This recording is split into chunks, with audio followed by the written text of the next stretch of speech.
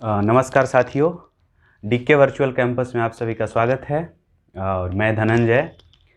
आज से एक नया सीरीज़ शुरू कर रहे हैं हम अपने चैनल पर।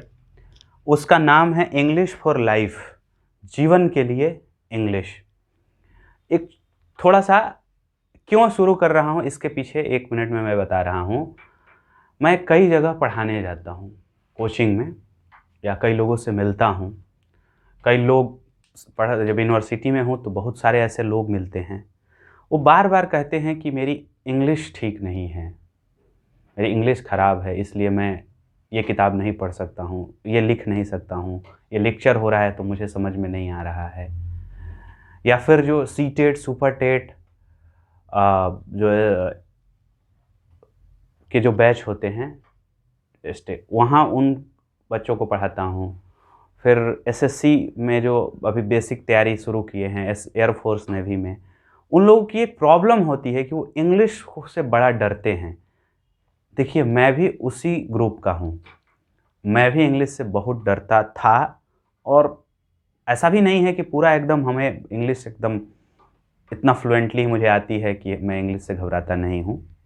जो भाषा आपकी नहीं है, विदेशी है, आपके हैबिट में नहीं है, उससे घबराना तो स्वाभाविक है, जो आपके यूज में नहीं है। तो ये तो पूरा जीवन आप इससे अगर ऐसे रहेंगे तो परेशान होंगे, लेकिन इसको सीखना है। तो मुझे ऐसा लगा कि क्यों ना जो लोग बेसिक गलतियां करते हैं, जिनको बेसिक बातें इंग्लिश में समझ नहीं आती है, छोटा ट्रांसलेशन अगर कह दिया जाए कि हिंदी से इंग्लिश ट्रांसलेट कर लिए, उसको नहीं कर पाते हैं, या कुछ इंग्लिश में लिखा होता है फिर वो दूसरों के पास जाते हैं कि भाई पढ़ो ये क्या लिखा हुआ है। बहुत सारे लोग मुझे ऐसे मिलते हैं, मेरे साथी ही, वो अपना मैसेज दिखाते हैं, कोई मैसेज कर दिया इंग्लिश में तो बताओ भाई ये क्या लिखा हुआ है। तो एक पढ़ा लिखा व्यक्ति अगर ऐसे करे कि वो इंग्लिश को, जो कि एक वर्ल्ड का लिंग्वा फ्रैंका है, तो ये उतनी अच्छी बात नहीं है। हाँ, जिसका ट्रेंड नहीं है, जैसे चाइनीज है, फ्रेंच है, जर्मन है, ये सब हमारे यहाँ नहीं चलता है। या कितनी भाषाएं आप जान सकते हैं, लेकिन खास करके जो इंडिया में हैं उन्हें 2-3 भाषाएं जो आनी ही चाहिए। एक तो उनका मदर टंग, दूसरा हिंदी, और तीसरा इंग्लिश। इतनी भाषाएं तो उनको आनी चाहिए, सामान्य जो पढ़े लिखे लोग हैं। अगर इससे ज़्यादा जानते हैं तो अति उत्तम, बहुत बढ़िया। लेकिन इतनी भाषाएं आपको आनी चाहिए सामान्य जीवन यापन करने के लिए। इसीलिए मैंने सोचा कि एक सीरीज ऐसा बनाऊं जिसमें बेसिक लेवल से इंग्लिश शुरू करूं, और हमारा टारगेट है कि ये किसके लिए काम आ सकता है। तो देखिए, जो लोग अभी कंपटीशन में आना चाहते हैं और घबरा रहे हैं इंग्लिश में, वो लोग देख सकते हैं इसको। यानी कि जो लोग बीएड, टेट, सुपर टेट करना चाहते हैं, एयरफोर्स नेवी 12th के बाद देना चाहते हैं, जो लोग एकेडमिक में हैं, छोटे बच्चे 5th स्टैंडर्ड के, 6th स्टैंडर्ड्स के, 10th 12th के, या जो लोग संकोच करते हैं कि अब उम्र ख़त्म हो गई कोचिंग में जाकर पढ़ने का, तो बढ़िया तो है, ऑनलाइन पढ़ लीजिए।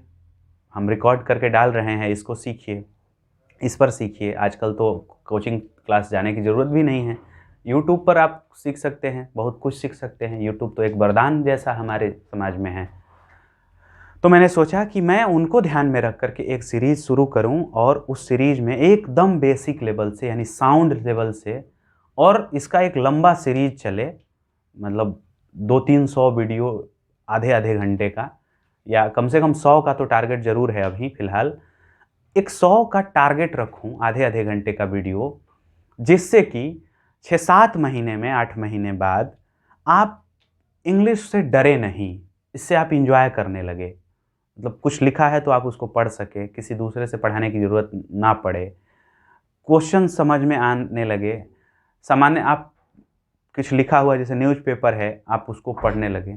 तो ये सब टारगेट है हमारा, इसको ध्यान में रख करके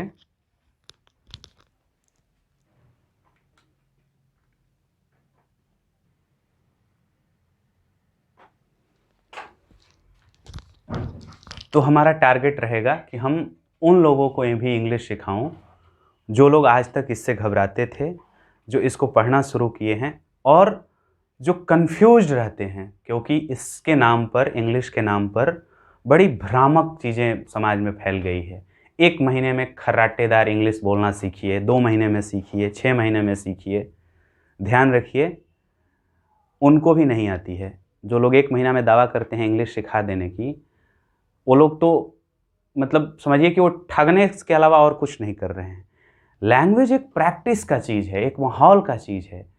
अगर वास्तव में आप बोलना चाहते हैं, फ्लुएंसी लाना चाहते हैं, तो फ्लुएंसी कैसे आप पाएंगे? यूज से पाएंगे, प्रयोग से पाएंगे। क्लासरूम में पढ़ करके आप फ्लुएंसी इंग्लिश में नहीं ला सकते हैं, क्योंकि language is the medium of communication and by which we can learn any language. If you communicate in that language you can learn. ये नहीं कि हम 1 महीना में आपको दावा करें कि हम इंग्लिश सिखा देंगे और 1 महीना में तो हम आपको वर्ड शुद्ध लिखने नहीं सिखा पाएंगे। तो एक 100 वीडियो का 150 200 जितना लंबा चले एक सीरीज होगा। प्रयास करूंगा कि आधे घंटे का एक वीडियो हो और उसमें बेसिक से शुरू करें हम। तो आइए हम देखते हैं थोड़ी सी बात इंग्लिश पर, और इस सीरीज का नाम होगा English for life. DK virtual campus, ये जो हमारा यूट्यूब चैनल है, इसी पर ये मिलेगा, फेसबुक पर भी मिलेगा, लेकिन आप मेरे चैनल को देख रहे हैं, इसको सब्सक्राइब कर लीजिए और उसमें आपको जब भी डालूंगा, प्रयास करूंगा कि हफ्ते में 2-3 वीडियो तो ज़रूर डालूं, उसमें आपको मिलेगा। तो इंग्लिश,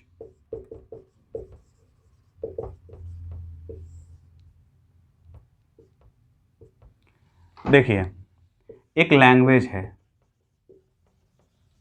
एक भाषा है। कैसी भाषा है? तो किसी परिवार की भाषा है। यानी किस परिवार की भाषा है? तो इंडो यूरोपियन परिवार की भाषा है।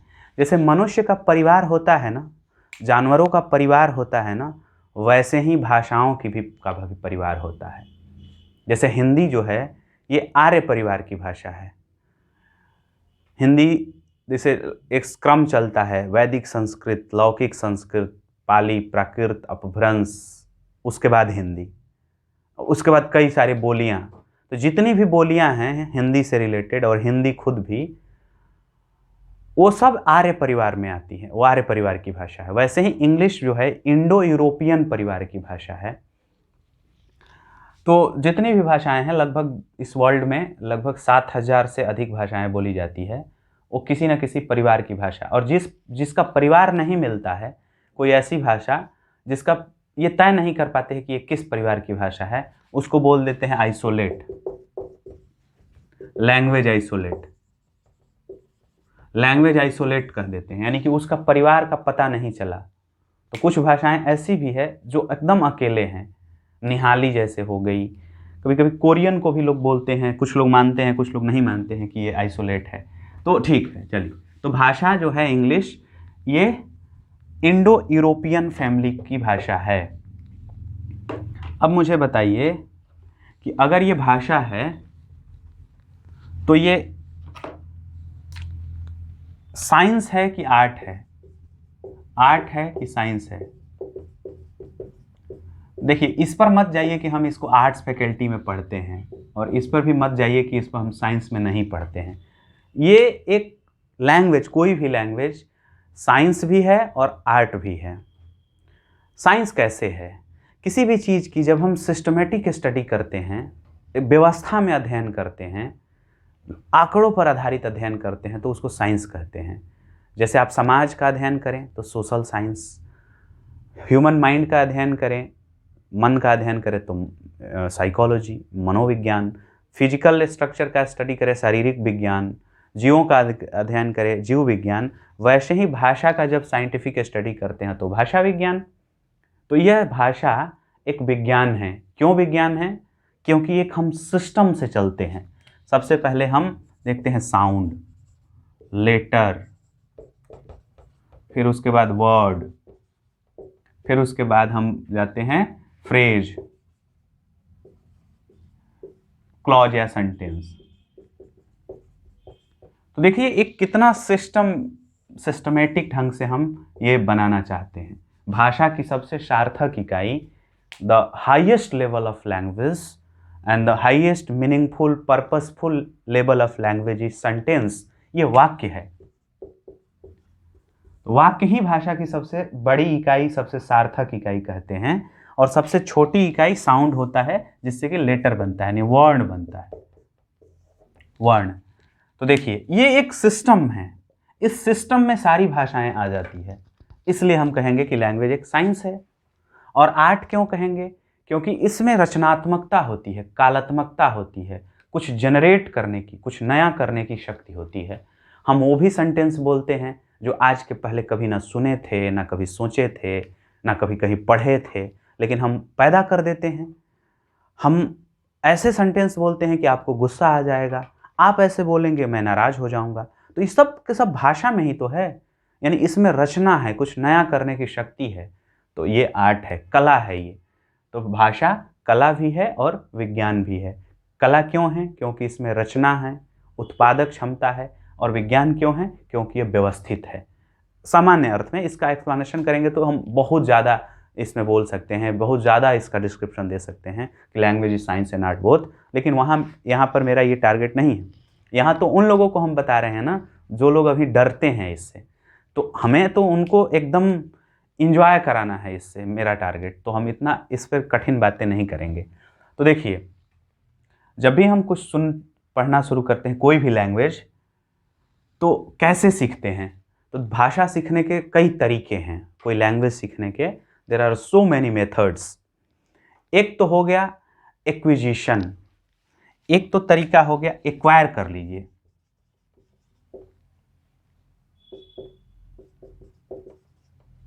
एक्विजिशन, एक्विजिशन का मतलब होता है अर्जन, अर्जित कर लिए। यानी कि जैसे देखिए, जो बच्चा अगर इंग्लैंड में पैदा हुआ, लंदन में पैदा हुआ, उसको इंग्लिश सिखाने की ज़रूरत नहीं पड़ेगी, वो अपने आप ग्रहण कर लेगा, सोसाइटी से कर लेगा, परिवार से कर लेगा। जैसे कि आप भोजपुरी करते हैं, जैसे कि आप हिंदी करते हैं, तो ये एक्वायर कर लिए, किसी चीज़ को एकदम ग्रहण कर लिए, अर्जित कर लिए। तो भाषा एक अर्जित संपदा है। तो एक तरीका तो ये हो गया। दूसरा तरीका है कि हम सीखते हैं, उस पर ध्यान दे करके एफर्ट डालते हैं, प्रयास करते हैं। जैसे कि मैं इंग्लिश को सीखा हूँ, लेकिन मैं हिंदी को सीखा नहीं हूँ, भोजपुरी को सीखा नहीं हूँ, भोजपुरी और हिंदी को अर्जित कर लिया हूँ, एक्वायर कर लिया हूँ। और इसने इतना ज़्यादा क्रिएटिव हो गया हूँ, वो मेरे दिल के करीब हो गई है, मेरे आत्मा के करीब हो गई है वो भाषा। लेकिन इंग्लिश में हम उसको रूल याद पहले पढ़े हैं, वर्ड्स याद किए हुए हैं, सिनोनिम्स याद किए हैं, एंटोनिम्स याद किए हैं, शब्द ट्रांसलेशन बनाने सीखे हैं। तो यानी कि प्रयास करके हम उसको सीखे हैं, तो उसको कहते हैं लर्निंग। लर्निंग यानी इसको कहते हैं अधिगम। अधिगम और अर्जन। तो भाषा सीखने के दो तरीके कौन कौन? एक्विजिशन यानी कि अर्जन, अर्जित कर लिए, बिना किसी प्रयास के ही सीख लिए, सोसाइटी ने सिखा दिया, परिवार के लोगों ने सिखा दिया। कोई हम ग्रामर ना ग्रामर पढ़ें, ना वर्ड पढ़ें, लेकिन बातचीत करने लगे, सीख गए, ऑटोमेटिक सबकॉन्शियसली अनकॉन्शियसली सीख गए। लर्निंग जिस पर हम प्रयास करते हैं, जो सीखते हैं, जैसे कि हम साइकिल चलाना सीखते हैं, पहले गिरते हैं, पहले उसको कैंची चलाते हैं, फिर प्रयास करते करते करते हम सीख जाते हैं। वैसे ही भाषा भी होती है। आप पहले इसके शब्दों को याद करिए, ग्रामर के रूल्स रेगुलेशन याद करिए, ट्रांसलेशन बनाइए, प्रयोग कीजिए, और प्रयोग करते करते आप सीख जाइएगा, एडॉप्ट कर लीजिएगा, अर्जित कर लीजिएगा। तो there are two types of process of adopting a language, adopting any language. चलिए, ये तो हो गया, सीखने के से दो तरीके हो गए। अब बताता हूँ कि पढ़ाने के, भाषा सिखाने के मेथड्स कैसे हो सकते हैं। तो दो तीन इसमें भी मेथड हैं। जैसे एक मेथड है ग्रामर ट्रांसलेशन।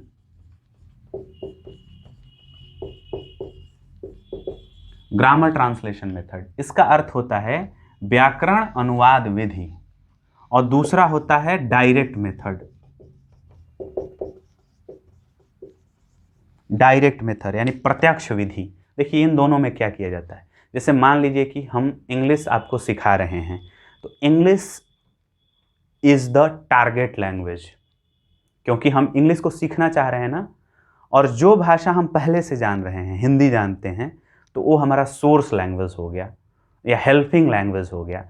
तो ग्रामर ट्रांसलेशन में क्या किया जाता है कि जो टारगेट लैंग्वेज है, इट मीन्स कि इंग्लिश हमारा टारगेट लैंग्वेज है, तो हम उस टारगेट लैंग्वेज के रूल्स, रेगुलेशन, वर्ड्स याद करेंगे, समझेंगे पहले, और हेल्प लेकर, यानी कि अपनी भाषा जो सोर्स लैंग्वेज जो हमारा है, यानी कि हिंदी है, इसका सहारा लेकर के हम ट्रांसलेट करेंगे। इट मीन्स हम पहले शब्द याद करेंगे, रूल्स, रेगुलेशन, ग्रामर के समझेंगे और उसको अनुवाद कर देंगे।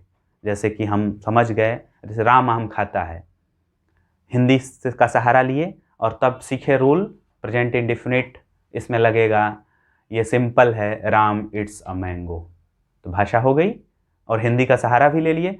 इस मेथड को कहते हैं ग्रामर ट्रांसलेशन मेथड। तो ये इंडिया में या सेकेंड लैंग्वेज सीखने के लिए, फॉरेन लैंग्वेज सीखने के लिए खूब अप्लाई होता है, लेकिन ये थोड़ा अवैज्ञानिक भी है, क्योंकि इससे लैंग्वेज के जितने उद्देश्य है, लैंग्वेज के क्या उद्देश्य है, सीखना, रीडिंग, जैसे listening, reading, writing, speaking, LSRW,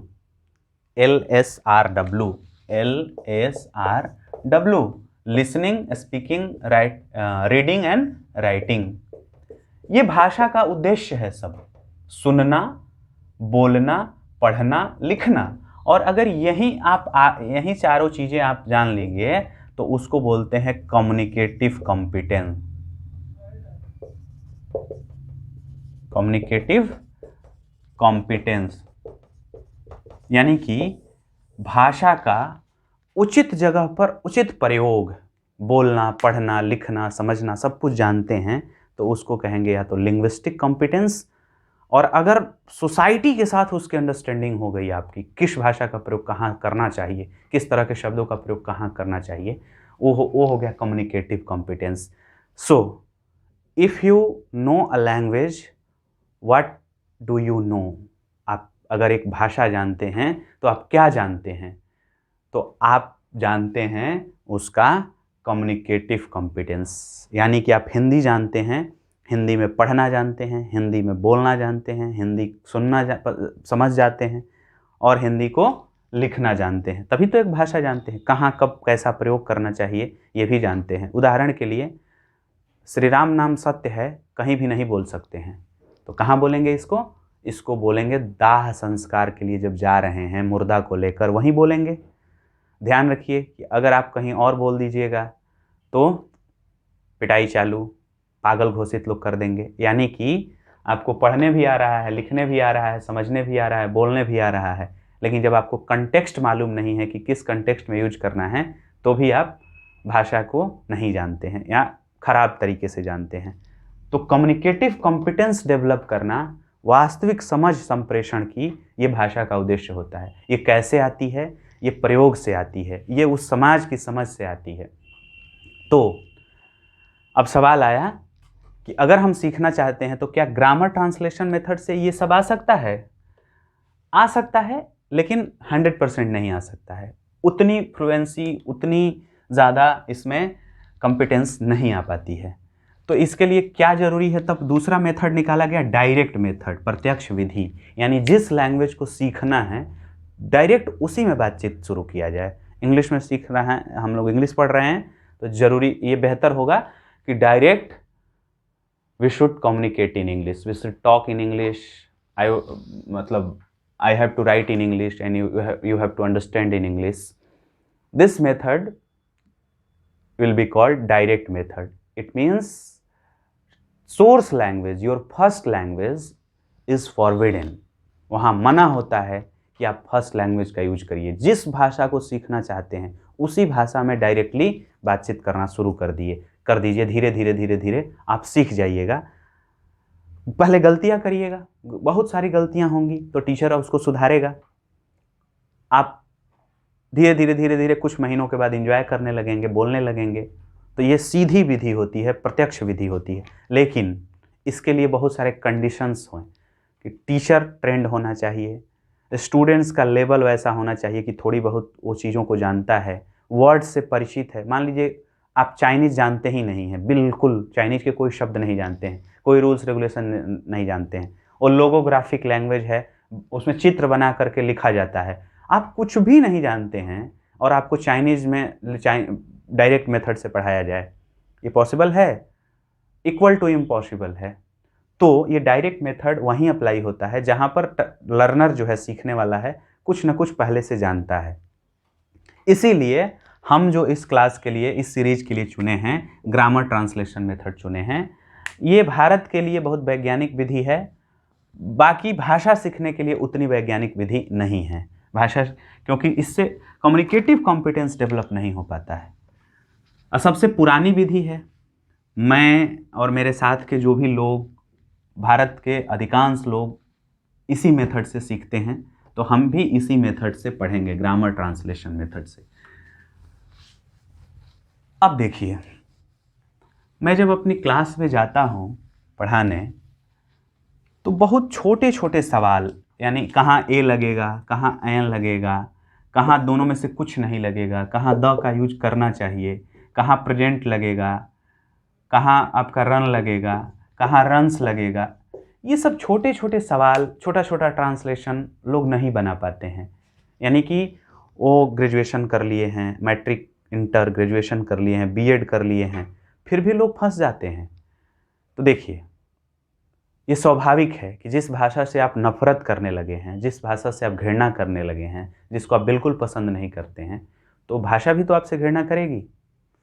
तो लोग फंस जाते हैं, तो कोई बड़ी बात नहीं है, कि कोई आश्चर्य की बात नहीं है। डर रहे हैं, फंस गए, कोई बात नहीं, सीखने की कोशिश करिए, ठीक सीख जाइएगा, प्रयास यूज करने लगिएगा। तो हमारा टारगेट होगा कि हम बेसिक से शुरू करके और एकदम धीरे धीरे हायर लेवल तक जाएं। ऐसे वीडियो बना करके मैं यूट्यूब पर डालता रहूँगा, आप वीडियो को पूरा देखिएगा, उसके बाद कुछ कमेंट करिएगा। अगर आपको और भी कुछ जानना होगा, एडवांस लेवल पर जानना होगा, तो आप ईमेल आईडी उसमें रहेगा, आप मेल करिए, कमेंट करिए, कमेंट में आपको रिप्लाई करूँगा। आप, मैं जो क्वेश्चन पूछूंगा आप उसका आंसर कमेंट में दीजिएगा। उससे भी आपको और भी मदद की ज़रूरत होगी तो मैं सोच रहा हूँ कि एक नंबर भी उसमें डालूंगा, जो केवल और केवल 8 बजे से लेकर के रात में 11 बजे तक चालू रहेगा। इसी के बीच रात 8 PM से 11 PM तक ही उस नंबर को सिर्फ रखूँगा।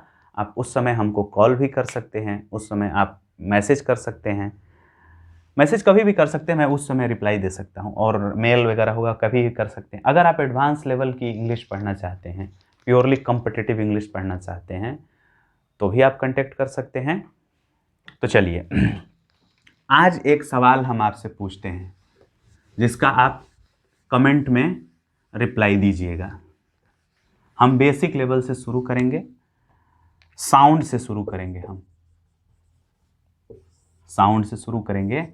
और साउंड देखिए, कौन सा साउंड पढ़ेंगे? स्पीच साउंड पढ़ेंगे, भाषिक ध्वनियों को पढ़ेंगे हम। तो स्पीच साउंड्स कितने तरह का होता है? तो 2 तरह का, वॉवेल और कॉन्सोनेंट। कॉन्सोनेंट्स, जब भी मैं क्लास में जाता हूँ पूछता हूँ कि वॉवेल क्या होता है, कॉन्सोनेंट्स क्या होते हैं, भ्रामक कंसेप्ट लोग जानते हैं, कहते हैं कि A-E-I-O-U को वॉवेल कहते हैं, और बाकी जो बच गया 21, मतलब जैसे B हो गया, C हो गया, D हो गया, F हो गया, ये सब जो है ये कॉन्सोनेंट है।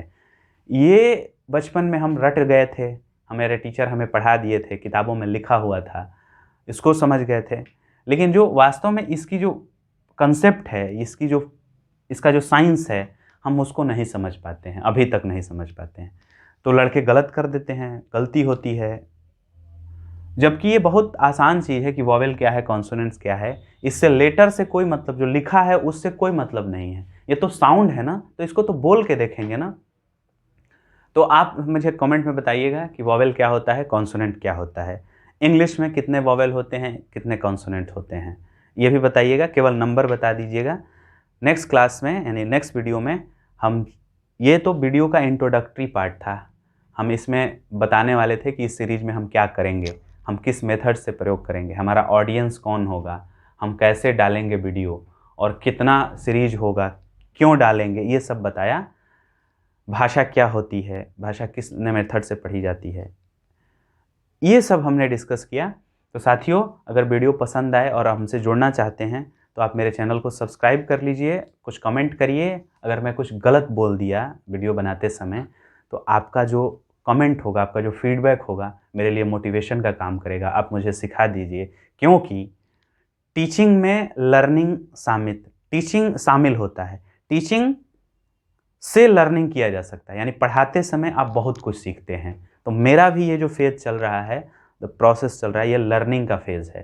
तो also I am learning language, learning English with you, and you are learning English with me. तो let us learn together from today. Thank you.